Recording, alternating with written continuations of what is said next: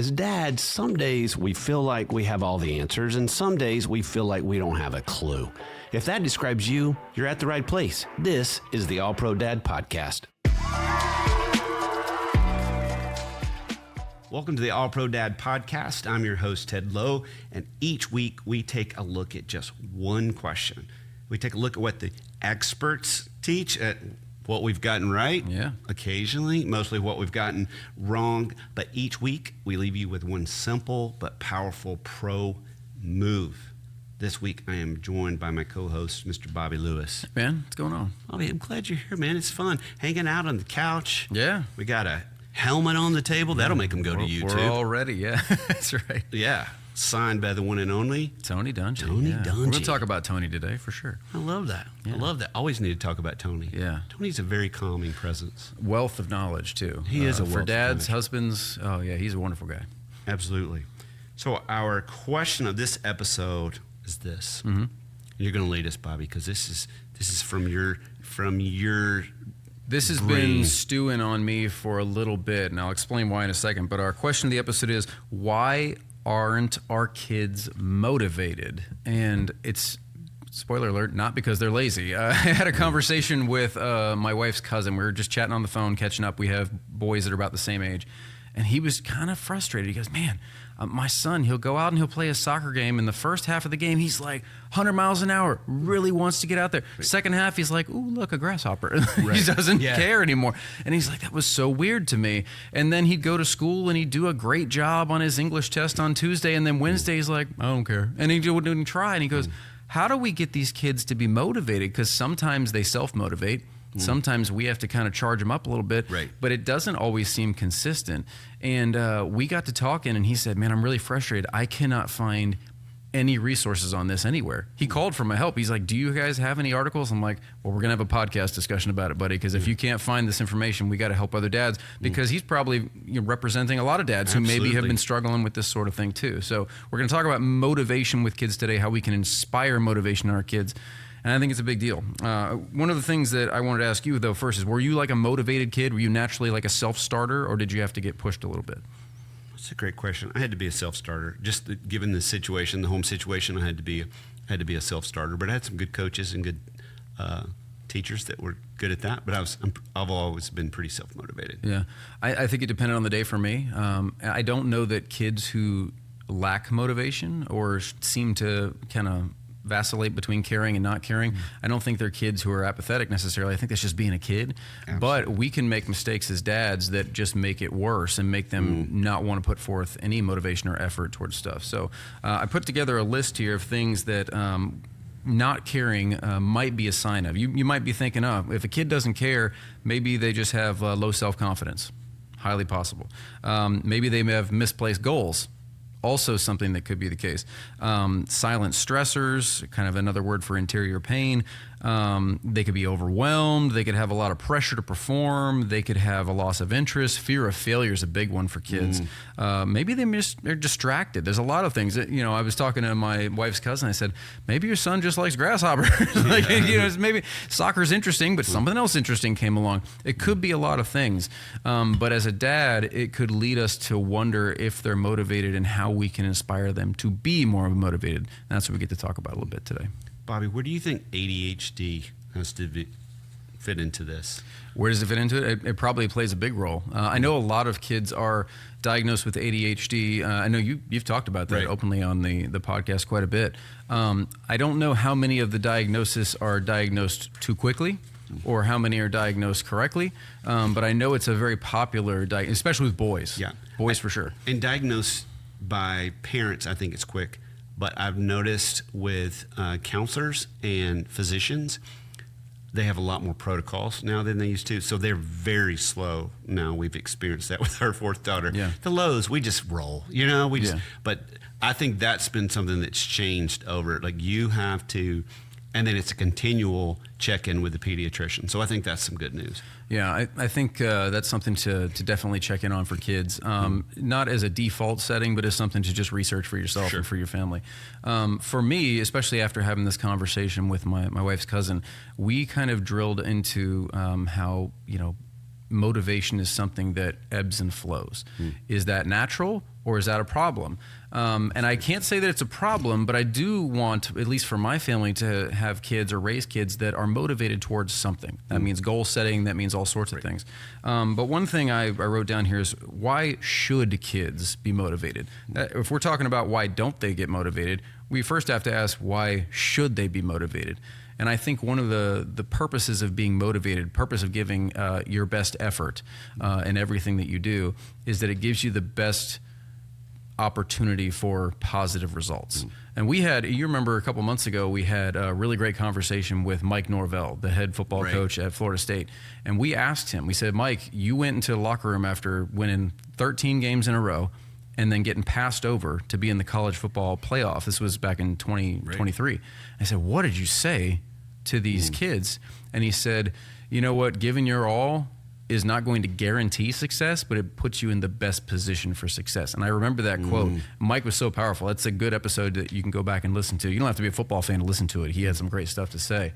But Mike Norvell, that quote stuck with me, and I remembered that for this context. Giving your best effort in everything that you do is going to give kids the best opportunity to succeed at whatever goal that they set. I love that. I love that. I think one of the things with our four, we had one of our sons would, and if he's listening, Judson, you know who you are, grown into a fine young man. But I will say this, he would let us do as much for him as we would do in terms of keeping up with his school schedule, in terms of keeping up with his things. And we had a great conversation, just ran into old friends we hadn't seen in a long time.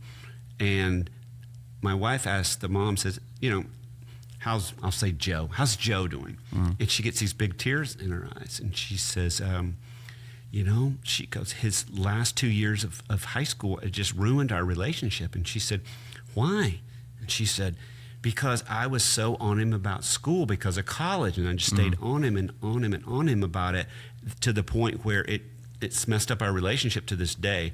And so we're driving home, and so we've done this a couple times. We've had our kids sign contracts, and it just lists out. And so for our son was like, here's what we're going to do for school, and here's what you're going to do. So it's basically like, we're not going to keep up with assignments. We're not going to. And his mom she's very thorough, and so she lists all the things she was not going to do.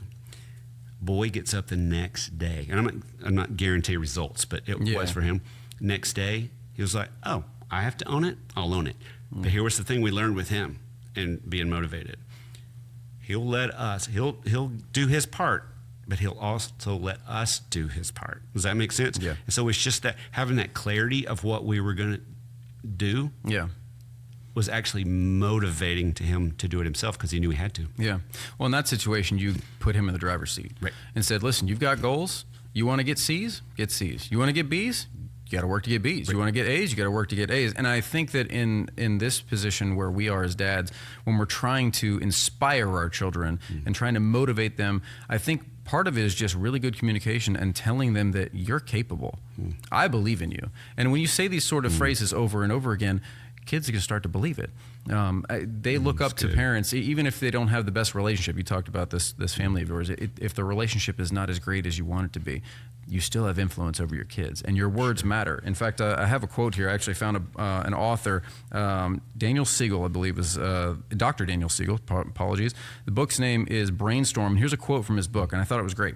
It says, unfortunately, what others believe about us can shape how we see ourselves and how we believe, which tells me that the words that we have weigh so much on a kid's minds that if they're struggling with motivation, that might be an indication that dads need to look in the mirror and say, are you motivating your kids towards being the best that they can be? And not through your standards, but through what they have set for themselves. Oh, I love that. Like catching them doing something right, speaking into them, because I can be overcorrective with my kids or controlling, but just, so he's saying basically, find it, motivate them, show it. One of the ways that I try to do motivation with my son plays hockey and loves it. It's his favorite thing to do. And before every single game I go in, I help him tie his skates, get his little helmet on, pat him on the head and say, go have fun. It's number one thing. And then I don't even have to say it anymore. I've said it so many games. I look at him and I say, all right, and what? And he looks back and says, effort over results. I was like, effort over results. I don't care if you win. It's great. I don't care if you lose. I'd love for you to win because you have more fun when you're winning. But the results aren't as important as, one, you having fun, and two, just trying your best. And only he knows what his best is. If I go out and I say, well, your best is 3 goals, you better score 3 goals today, or you didn't give your best, that's a ridiculous thing for a kid. They're not going to be motivated because now you've heaped pressure. We talked about expectations with BJ Foster a couple episodes ago. Expectations can be detrimental for kids because it gives all this intense pressure on them. But if we let him go out and set what is his best, and that may be 3 goals, that may be just 1 great play, or it may be I didn't fall today. Like whatever his best is, if he knows in his mind as a little hockey player that I went out and I played my best, he can walk away with no regrets. And that's what I want. And hopefully that inspires him to get better and just baby steps and improve at whatever it is. It could be school, it could be hockey, it could be pick something.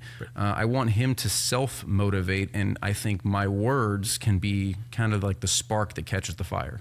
That's good. Yeah. It's really good.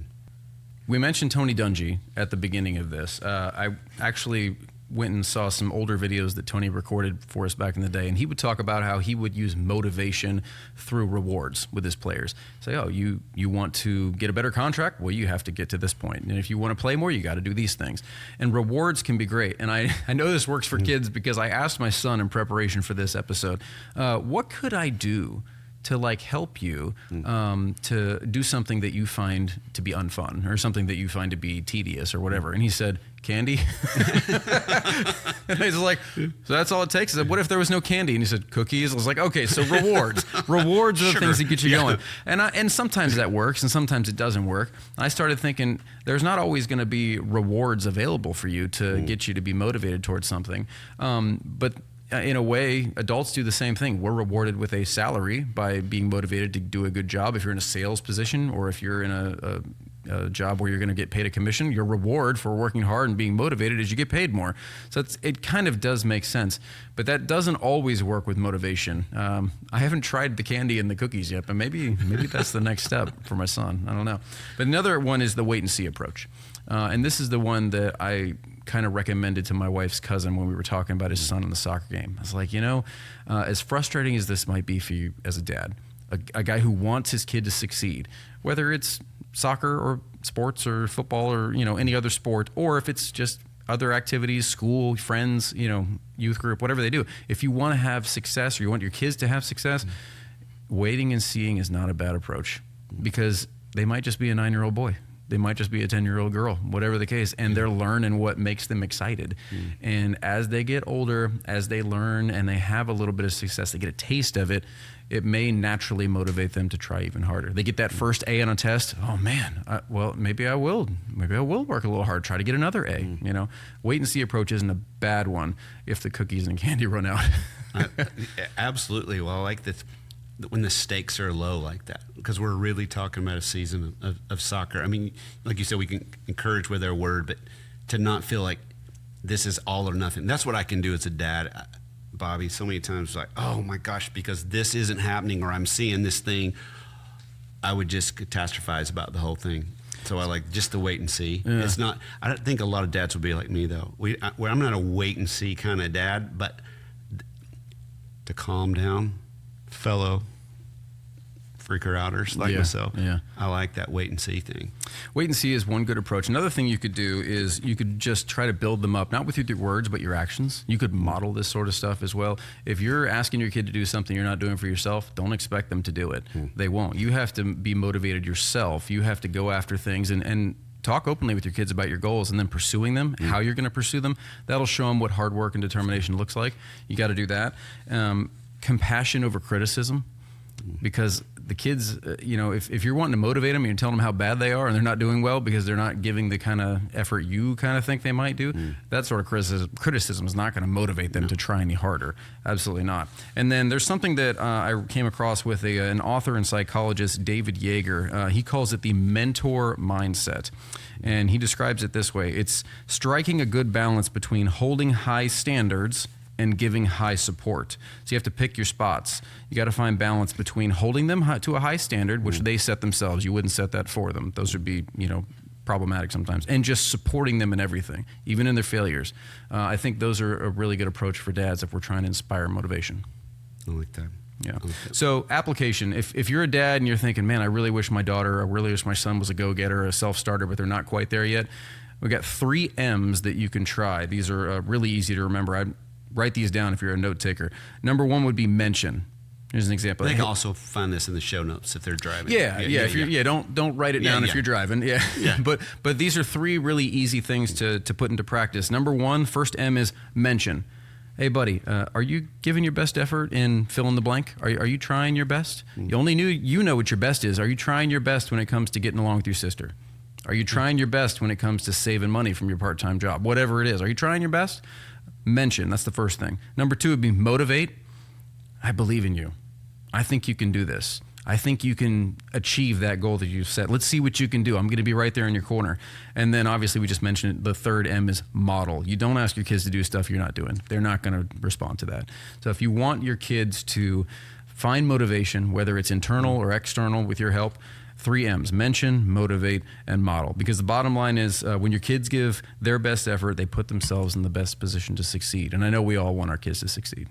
Like your friend said, this is something all dads can deal with. You're like, whoa, yesterday was full effort, full on. Today something's wrong. So it gives us opportunities to come into calm moments to say, hey, things seem a little different. You're doing okay? And just asking and motivating and believing in your our kids. Not lazy. They're just trying to figure out what they love. Just trying to, that's good. That'll preach. Yeah. That dog will hunt. They will. That's what they say in Alabama. Right. Hey, we're going to jump to our pro move of this episode.